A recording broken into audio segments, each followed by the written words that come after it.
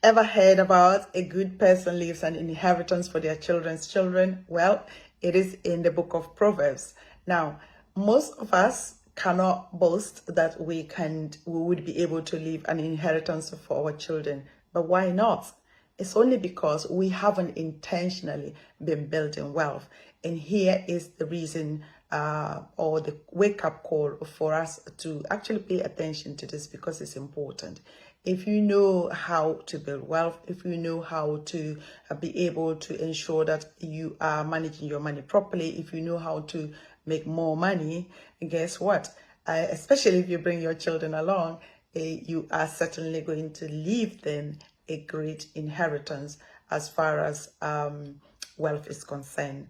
And that is where Win the Money Game book come in, because you would have the greatest ideas from there to build your wealth. Beatrice Yakubu, follow me for more.